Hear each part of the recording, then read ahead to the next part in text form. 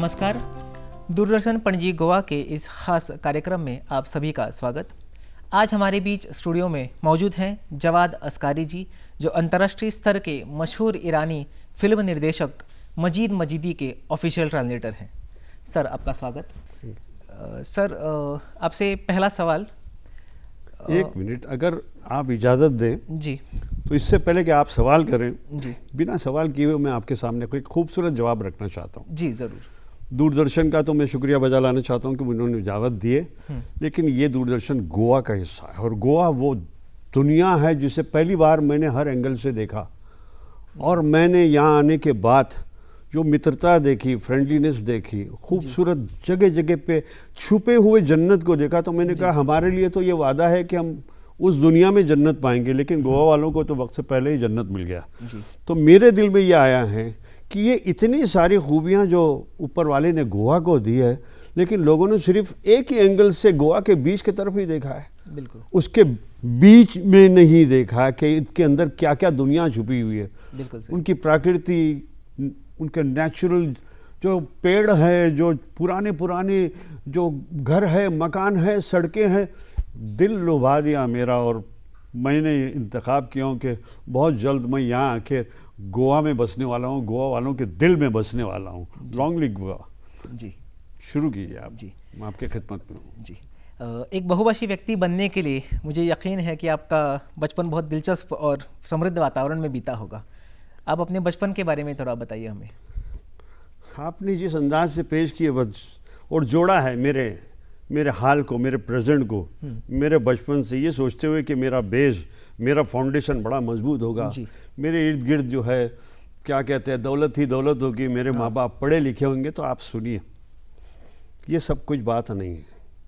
सिर्फ दुख, दर्द, गरीबी, ये है वो जिसके ऊपर मेरे ज़िंदगी का ये फाउंडेशन बना हुआ है। मैं जिस जगह पैदा हुआ, बम्बई का एक ऐसा एरिया, ऐसा इलाका था जिसके इर्द गिर्द वो क्रीक था, इर्द गिर्द में सिर्फ मच्छी मारोगे झोपड़पट्टियाँ थी, और बीच में एक बहुत ही पुरानी इमारत जो लीनिंग टावर ऑफ पीसा की तरह अब गिरे तब गिरे उसमें थी। एक कमरा था उसमें, और हम 10-12 भाई बहन थे जो साथ में हम बड़े हो गए। और आपको बताऊं, यहाँ पर जो चीज़ जो अभी तक मेरे इर्द गिर्द घूमती है, लेकिन मुझे उस तरह से नहीं बना सकी जो दूसरों को बनाती है, वो है भूख। वो है भूख। एक ऐसी चीज़ है जो आदमी को जो है हर गलत राह पे ले जाती है उसको कमाने के लिए। पढ़ाई लिखाई के लिए मेरे माँ बाप बिल्कुल पढ़े लिखे नहीं थे, जानते। घर का वातावरण कुछ ऐसा नहीं था जो कंड्यूसिव था, जो मुझे प्रेरणा देता कि मैं एक पढ़ लिख कर आज इस मकाम पे आ जाऊं, किसी का दुभाषा बनूं, कोई जगह पे जाके मैं कोई लेखक। ये सारी चीज़ें बिल्कुल नहीं थी। और आप जिस अंदाज से बयान किए तो अचानक मुझे बचपन याद आया, तो मैं रोना नहीं चाहता। जब ऐसा आपका बचपन बीता तो शिक्षा हासिल करना भी थोड़ा कठिन रहा होगा, उसके बारे में थोड़ा मेरे ख्याल से इसने उल्टा असर किया।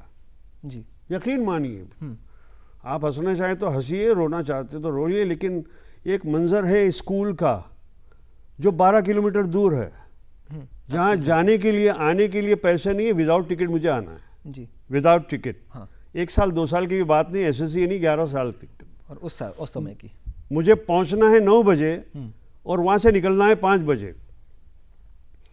मैं अपने साथ में खाना नहीं रखता था, उतने पैसे नहीं थे कि मैं खाना लेता, बहुत कम पैसे होते थे।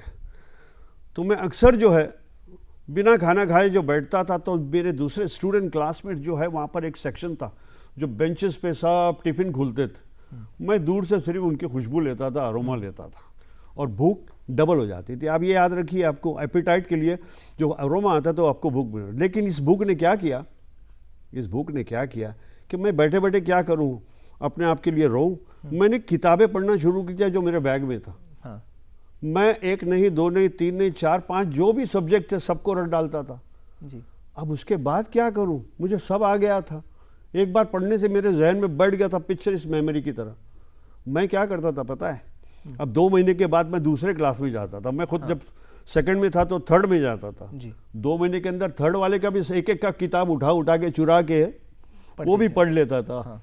फिर चौथे का क्लास, मैं बड़ा ख़तरनाक स्टूडेंट हो गया था। पढ़ने में इस तरह था कि मुझे कभी एग्ज़ाम का कोई फीलिंग्स ही नहीं था कि एग्ज़ाम क्या होता। मुझे आज बिठा दो, कल बिठा दो, सुबह बिठा दो, there was no preparation for exam, I was always हमेशा तैयार रेडी, रहते थे। हमेशा रेडी था। तो ये जो है, ये सारे असरात है भूख के जो उल्टा असर किया। मैं क्रिमिनल नहीं बना, पढ़ लिख के सोसाइटी के लिए कुछ प्रोडक्टिव इंसान बन के आ गया मैं। जी जी, मेरा अगला सवाल है, विभिन्न अंतर्राष्ट्रीय फिल्म समारोह में हम ईरानी फिल्में देखते हैं और काफ़ी मशहूर है, लोकप्रिय है। क्या आप हमें ईरानी समुदाय के बारे में बता सकते हैं जो भारत में बसे हैं यात्रा करके कहीं दूर से? अजीब दास्तान है उनकी, अजीब दास्तान। आप यकीन नहीं करेंगे, ईरान बलिश रिवॉल्यूशन से पहले जो शाह थे, ईरान को बहुत प्रोग्रेस के हद तक ले गए थे, और आप लोग शायद उसी ईरान के बारे में सोचते रहेंगे, लेकिन उससे पहले ईरान की हालत बहुत खस्ता, बहुत बहुत ईरान बैकवर्ड था। और ये बैकवर्डनेस की वजह से जो है, ईरान के यज़्द शहर, जो ईरान का बिल्कुल सेंट्रल सिटी है, हाँ। यज़्द जो है दो चीज़ में मशहूर है, मेहनत में और ईमानदारी में। यहाँ पर मेरे ख्याल से साउथ वाले इंडिया के लिए वो नाम कमाए दुबई में। हाँ। अच्छा, लेकिन इतना है कि साउथ वाले पढ़ लिख के गए, यज़्द में जहालत थी, यानी अनपढ़ थे सब, लेकिन मजदूर थे और ईमानदारी थे। लेकिन यहाँ से दुबई जाने के लिए साउथ वालों को या किसी भी इंडियन के लिए पैसे हैं, लेकिन ईरानियों के पास पैसे नहीं थे। तो दास्तान ये है कि मेरे दादा अपने दोस्तों के साथ 10-20 के साथ घोड़े खच्चर में बैठकर 40 से 50 दिनों तक सफ़र करते हुए हिंदुस्तान आए, जिसमें बीच रास्ते में जो है 3-4 मर भी गए थे। और ऐसा ही ग्रुप बन के आता था। आने के बाद ये लोग होटलों में यहाँ का चाय बनाना, यहाँ का खाना बनाना सीखे और काम करने लगे। यहाँ तक कि बारवाला का काम किए, कुक का काम किए, होटल में टेबल साफ़ करने का काम किए। मजदूरी से डरे नहीं, और चूँकि बहुत ज़्यादा काम करते थे, बहुत ईमानदार थे, धीरे धीरे जो है उन्होंने पैसे जमा करके उसी होटल को कॉन्ट्रैक्ट पे लिया।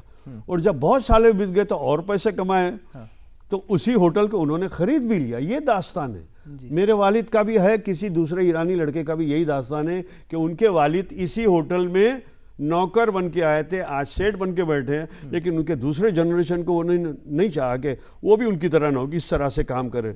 उन्होंने पढ़ाना लिखाना शुरू किया। पढ़ने लिखने के बाद नया जनरेशन जो है होटल के काम से थोड़ा ऊब गया। उनके लिए जो दुनिया बहुत फैली हुई थी, वो पढ़ लिख के धीरे धीरे चले गए। जो थे मेरे दादा वालिद, वो भी चले गए। तो हमने दुकानें सब बेचना शुरू किया। आज की तारीख में पूना, मुंबई में आप देखेंगे सिर्फ 5 से 10% ईरानी होटल कहीं ना कहीं देखेंगे। वगरना आप मुंबई पूना के हर नुक्कड़ पे जो एक ऐसा क्या कहते हैं राउंड अबाउट होता था, वहाँ पर ईरानी का एक दुकान आप देखेंगे कि तो होता था। जी, क्योंकि आप अनुवादक हैं और अब मुझे लगता है कि आप कई भाषाओं का ज्ञान भी रखते हैं। आपकी भाषा में मैंने कई सारे शब्द सुने, अरबी के सुने, फारसी के सुने। तो आप बहुभाषिक कैसे बने? सबसे ताज्जुब की बात उर्दू में वाली बात है, जो मैं उर्दू करना चाहता हूँ, जो बात कर रहा हूँ मैं उर्दू के मामले में। ये था कि जब मैं बम्बई में अपने बस से उतरता था, तो मुंबई का क्राफर्ड मार्केट का एरिया है, वहाँ पर उर्दू रिसाले बिकते थे।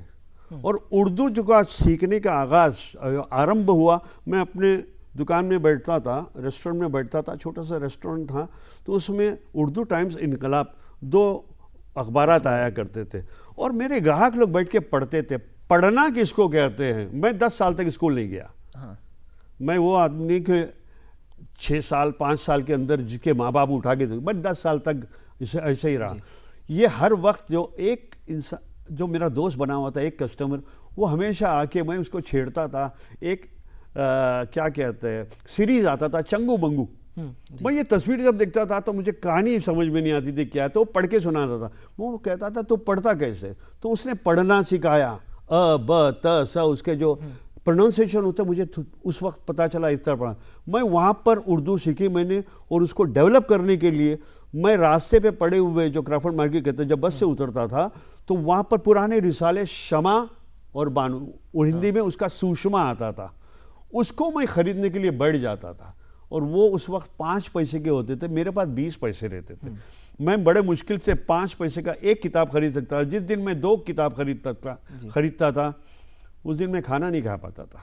उस दिन या खाली ब्रेड खा सकता था या खाली चावल खा सकता था, दोनों को मिला के मैं नहीं कर सकता था। मेरे पास 10 बजते थे, वो रेस्टोरेंट में मुझे कुछ नहीं मिलता था। तो ये उर्दू का लगन था। उसके बाद हो गई क्या, अंग्रेजी। मेरे स्कूल में वो बात नहीं थी कि मैं ऐसा अंग्रेजी पढ़ के लिटरेचर वाली बात, परफेक्ट ग्रामेटिकली ये वो कुछ नहीं। मेरी जब शादी हुई इत्तेफाक से, मेरी बीवी जो है उसके माहौल में सिर्फ इंग्लिश बात करते थे। हाँ, तो वो मेरे करेक्शन करने लगे, वो मेरे प्रोनाउंस को करेक्ट करने लगे, और धीरे धीरे शी स्टार्टेड ग्रूमिंग। हाँ, मैं कभी बुरा नहीं माना, कुछ ऐसे वोकैबुलरीज थे मीनिंग कहते तो मैं लिख देता था उसके। फिर उसके बाद जो मेरे प्रोनाउंसिएशन से वो हंसते थे, तो मैंने कहा मैं अभी लाउड रीडिंग करूंगा, तो मेरे प्रोनाउंसिएशन को भी करेक्ट कर।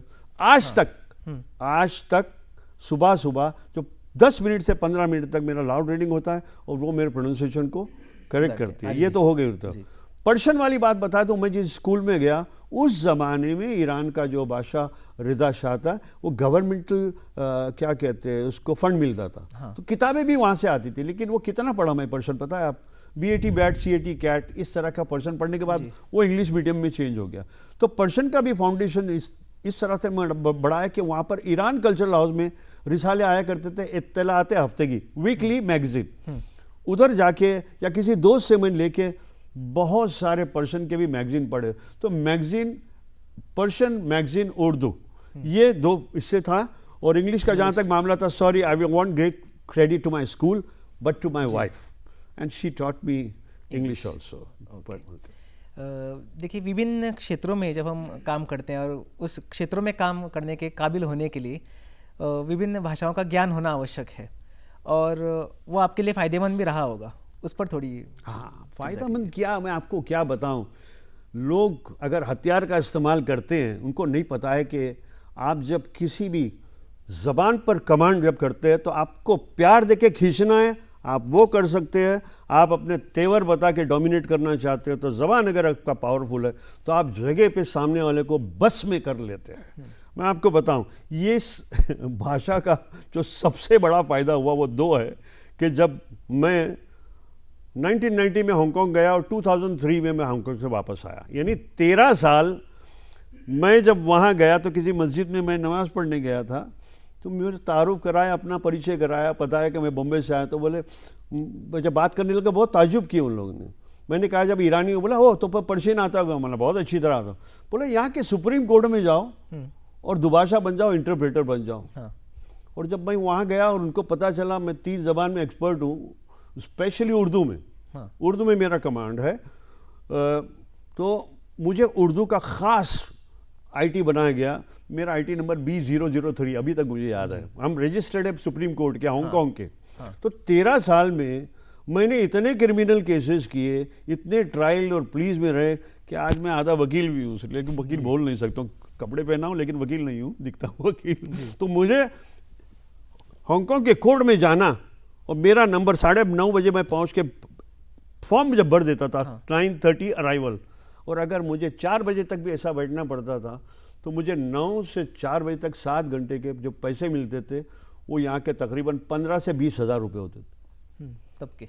तो 13 साल तक 15 से 20 हज़ार रुपये मैं वहाँ पर, और उसके अलावा दूसरी जगह इमिग्रेशन है, पुलिस स्टेशन है, रातों को बुलाते थे, कभी कभी 10 घंटा, कभी कभी 15 घंटा, तो एक ही दिन में 20 से 25 हज़ार तक मैंने कमाया। तो मेरी कमाई जो है 50 साल के बाद शुरू हो गई, उससे पहले बिलो ज़ीरो था मैं, लेकिन जब ओवरटेक किया तो मेरी ज़बान ने ही मुझे सब कुछ दिया। और ये ज़बान की वजह से यहाँ पर जो है मुझे फिल्मों में जो है बुलाया गया इंटरप्रेटर के लिए, और इसी की वजह से मैं ईरान गया, और ईरान में भी मुझे जब रोल मिला, उनको पता चल गया एक इंडियन आदमी को इतना अच्छी पर्शियन आती, तो मैं वहाँ के भी सीरियल में काम कर गया। तो ज़बान से मुझे बहुत सारे फ़ायदे पहुँचे, उसके लिए मैं क्या कहूँ, कोई दूसरी चीज़ दे ही नहीं सका मुझे ज़बान के ऊपर। जैसा हम जानते हैं कि मजीद मजीदी जो है एक अंतर्राष्ट्रीय स्तर पर प्रशंसित फिल्म निर्माता हैं, उनके साथ अपने जुड़ाव के बारे में बताइए, और आप उनके आधिकारिक अनुवादक कैसे बने? आप मिरेकल में, चमत्कार में बिलीव करते हैं आप? जी करेंगे। हम हिंदुस्तान में है तो आस्था है, हमारा मज़हब है, इस चमत्कार में भगवान में बहुत एक करता है। मजीदी सिवाय चमत्कार के मैं कुछ और नहीं कह सकता हूँ। मैं अभी भी जो आपसे बातें कर रहा हूँ, एक 20% मेरे बदन को जो है ये चमत्कार का जो असर है ना वो होने लगा है अभी भी, क्योंकि मैंने मजीद मजीदी को बहुत खोजा। उसकी कहानी ये कि जब मैं मिड डे में पढ़ा मजीद मजीदी की तस्वीर 2, Majid Majidi is coming to India, launching 2 movies, oh my God, तो हिंदुस्तान में आ गया मेरा प्यारा, मेरे जान मजीद मजीदी, जिसको दुनिया चाहती है, ऑस्कर नॉमिनेटेड है और चिल्ड्रन ऑफ हेवन बनाया है। कौन नहीं जानता मजीद मजीदी को। मैंने कहा कैसे भी करके मैं इसे हाथ में लाऊंगा। मैंने इंक्वायरी करना शुरू किया उनके पीछे, छानबीन। आपको मैं वक्त नहीं लेता हूँ, मेरी सारी इंक्वायरी, मेरा जतन सब पूरा चला गया। मैं नाउमीदी में एक लेटर जो लिखा, मैं कहा भाई इसको भी क्या, अभी मैं जब मैं उनके ऑफिस तक गया, ईरान तक जाके आया, ऑफिस में अपना CV दिया, कोई असर नहीं हुआ, तो मैं लेटर लिखने लगा। मैं कहा कि मैं इससे नहीं भेजूंगा। मैंने बजाय इसके कि मजीद मजीदी को कुछ कहूँ, नीचे लिखा, ऐ मेरे परवरदिगार, तूने मुझे वादा किया कि तुझसे हरकत मुझसे बरकत। मैंने हरकत बहुत की, बरकत आए नहीं। मैं बहुत दौड़ा मजीदी के पीछे, मुझे नहीं मिला, अब तू उसे मेरे लिए भेज। और यकीन मानिए 1 महीने के अंदर मैं अपने ईरानी इमामबाड़े में जो पूना में है, वहाँ पर खड़ा था, एक फ़ोन आया मुझे, कहा आप जवाद अस्करी है? बोले हाँ। बोले हम मजीद मजीदी बात करेंगे, आप वो आपसे बात करना चाहते हैं। बोला दोबारा कहिए। बोले Majid Majidi is here, he wants to speak to you. अंदर से कहा इम्पॉसिबल। जब उनकी आवाज़ आई हेलो, वो हेलो हम लोग अलू बोलते हैं, ईरानी जो है हेलो को अलू बोलते हैं, तो पता चला ये ईरानी है और कोई इतना बड़ा मजाक तो नहीं करेगा। तो डायरेक्ट उसने गला, मैं मजीदिया, मैं मजीदी हूँ। और मेरा तन बदन लरस गया और मैं बोला इससे पहले कि सर आप कुछ बात करें, मैं अभी लावा की तरह फूटना चाहता हूँ। और उसको पूरी कहानी बता दिया। और आखिरी ये बात कि मैंने आपको ऊपर वाले से मांगा हूँ, और अभी जो आप फ़ोन कर रहे हैं, मैं आपकी तलाश में नहीं था, मैं यहाँ बैठा हूँ और आपके तरफ से फ़ोन आया है, क्या है क्या नहीं। अभी मैं आपसे बात करने की हिम्मत भी नहीं रखता हूँ। बोला बात भी मत कर, बात भी मत कर, क्योंकि मुझे समझ में आ गया तू कौन है। जल्दी बम्बई आ जा, मुझे पता नहीं मैं कहाँ हूँ, मैं फ़ोन देता हूँ, वो तुझे एड्रेस बताएंगे। तो कोई प्रोडक्शन था जहाँ पर मैं पहुँच गया और वहाँ से मेरी नई ज़िंदगी शुरू हो गई मजीद मजीदी के साथ। और जो भी मैंने अरमान मेरे दिल में जागा था कि उसका धोबी बनूं, उसका कुक बनूं, उसका मुतरजिम बनूं यानी इंटरप्रेटर बनूं, और छोटा सा एक उसके फिल्म में कहीं एक्स्ट्रा में भी अगर खड़े हो जाऊं तो ये कहा मैं मजीदी के फिल्म में काम किया। ये 6 महीने के इस प्रोडक्शन में उसको जब मैं उनके साथ राजस्थान गया था, ये सब काम मैंने किया। उनके कपड़े धोया मैंने, उनके लिए खाना बनाए, सब कुछ किया। और बम्बई में आने के बाद उन्होंने खुद अपने आप से मुझे कहा एक रोल है तेरे लिए, करेगा क्या? बोला आप सवाल करते हैं एक फ़कीर से कि मैं तुझे कुछ नजराना दूंगा, तू लेगा। मेरा तो अभिनय भी किया है। मजीदी ने मुझे जो रोल दिया वो मेरे स्क्रिप्ट में नहीं था, क्योंकि वो स्क्रिप्ट मेरे हाथ में था, मैं तर्जुमा करता था। सारे यूनिट के लिए मैंने उसका इंटरप्रिटेशन किया। मैंने देखा ये जो रोल मुझे पुलिस का दे रहे ये है ही नहीं। जी, लेकिन अभिनेता के रूप में आपने जो काम किया उस पर विचार बताइए अपने। अभिनेता जी, देखिए सबसे पहले तो मुझे कोई कभी भी कैमरा फियर नहीं था, और चूंकि खुद मुझे लिखने का शौक़ है, तो क्या बोलना है क्या नहीं बोलना है, मुझे डायलॉग भी दिए गए, तो अगर मैं थोड़ा बहुत इधर उधर भी करूँ तो कुछ होगा नहीं। तो मैं जिस अंदाज से मैंने एक्टिंग किया, मैं फर्स्ट शॉट में ओके दिया हूँ और बहुत ज़्यादा पसंद आया है। और हर डायरेक्टर ने मुझे 1 नहीं 2 नहीं 3 नहीं 4 बिना मांगे दिया, बिना ऑडिशन के दिया। अभी आपको पता है कि एक एक्टर को जब एक्टिंग करना है तो बहुत तलाश, CV, ये बैकग्राउंड, ये वो, मैंने कुछ नहीं किया। और फिर मांगना भी पड़ता है, आप एक रोल दे दो मुझे, वो भी नहीं किया हूँ। अगर हाँ भी बोले तो आ जाओ, बोले कल हम आपका ऑडिशन लेंगे, मेरे पास ऑडिशन भी नहीं हुआ। मेरे ख्याल में मुझे लगता है कि ये एक ऐसा तोहफा है जो शायद बहुत मुश्किल से किसी कलाकार को, एक्टर को नसीब हुआ होगा कि बिना ऑडिशन के, बिना मांगे हुए बड़े डायरेक्टर और मीडियम डायरेक्टर के साथ मैंने काम किया, जो मेरे लिए बड़ी बात है। ईरान में भी जब गया तो यूरोप के सब सीनियर एक्टर्स, 20, 25, 30 इयर्स के पुराने एक्टर, और जब मैं उनके साथ काम किया, मुझे न खौफ लगा न कुछ, न मेरे पर्सन में कोई ऐसी कमी आ गई। यहाँ तक कि डायरेक्टर ने कहा कि मैं ताज्जुब में हूँ कि ये जब सेट पे आता है, हम 6 पेज के 7 पेज के उसको स्क्रिप्ट देते, एक झलक देख के स्क्रिप्ट को साधु में रख देता है, और जब हम कैसे गिरता एक्शन, तो इसका शुरू हो जाता है खुद का। और कोई हमको रोकना नहीं, इसलिए नहीं चाहते कि उसने डेफिनेटली जो कहा है, डायलॉग कहा है, वो जो स्क्रिप्ट में उससे कुछ अच्छा ही कहा है। तो ये भी मेरे नसीब में नहीं कि किसी ने वो टोका नहीं, भाई तुझे जो बोला है वही बोल, you know the rules, you can't add anything to your will be fired, you know. Correct. सही बात है, लेकिन नहीं, वो सराहा गया। उसके बारे में भी उसी डायरेक्टर ने सब आर्टिस्टों को लेक्चर दिया कि बोले this is called acting, you have to forget where you are, what you are. You have to totally feel that you are into that field and all that. And we never expected that sort of a performance from actor. तो मैं बहुत रोया उस दिन, मेरे लिए रोने की जगह थी। वो रोना क्या है, आपको क्या बताऊं मैं, आपको क्या रोना। बड़े बड़े डायरेक्टर जिसको मैं सपने देखता था रिसाले में कि कब इनसे मिलूंगा, मैं उनके साथ एक ही फ्रेम में, और मेरे डायरेक्टर ने उनको मेरे लिए भाषण दिया कि इसने ये एक्टिंग में उसने सब मेराज को, सब सरहदों को पार कर दिया है। तो मैं और क्या बताऊं आपको, ये शॉर्ट में बता दिया मैं आपको। जी, आप एक स्थानीय ईरानी हैं, और लेकिन अपने भारतीय जो संगीत है उसमें भी आपने रुचि विकसित की है, और विशेष रूप से हिंदुस्तानी शास्त्रीय संगीत और गज़ल गायन में भी। तो ये सब आपने कैसे किया? मैं कोई भी चीज़ स्ट्रीमलाइन, ऑर्डिनरी, कॉमन वे से हासिल नहीं की। षण्मुखानंद में किसी का शो था, मैं गया था, मैं मेकअप रूम में था, मैं गा रहा था, किसी ने आके बोला आप अच्छा गाते हो, किससे सीखते हो?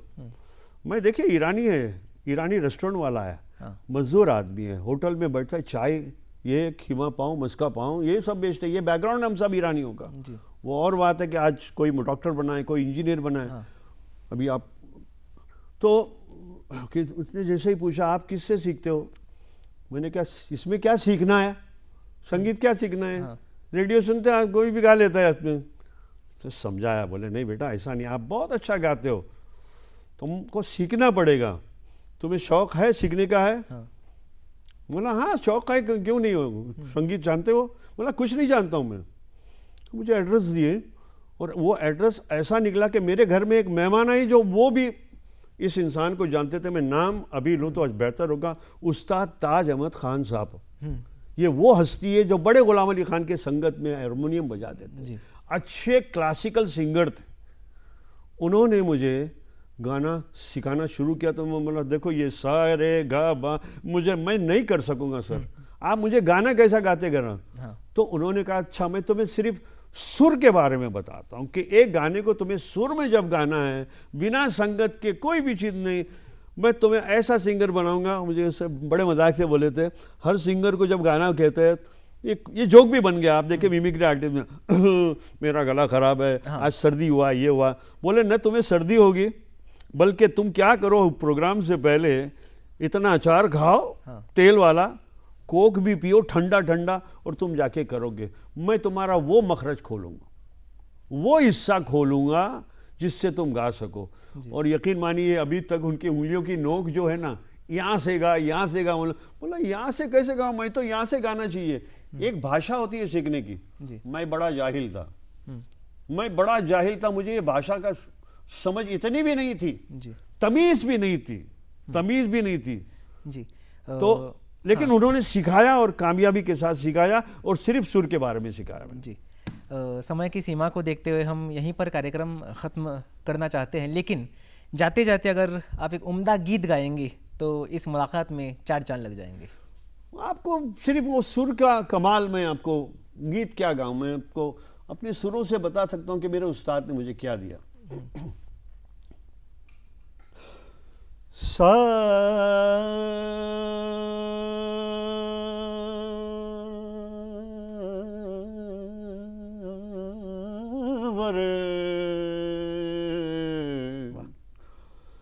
तेरे बिन जिया लगे ना,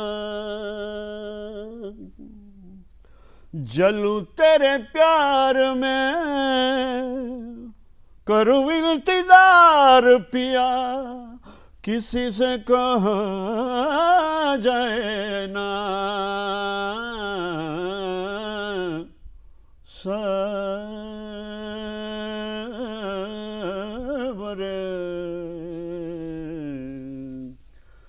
तेरे बिन जिया लगे ना याद तोहरी मोरा मन तड़पाए सारी रहना नींद ना बिरह की मारी तको राह तोहरी दो नैनों के दीप जलाए वाह जलूं तेरे प्यार में करूं इंतजार पिया किसी से कहा जाए ना कि सावरे तेरे बिन जिया लागे ना। जी बहुत बहुत धन्यवाद। मुझे यकीन है कि दर्शकों को यह मुलाकात पसंद आई होगी। आप अपना कीमती वक्त निकाल कर यहाँ स्टूडियो में आए, इसलिए आपको बहुत बहुत धन्यवाद। आपका भी धन्यवाद।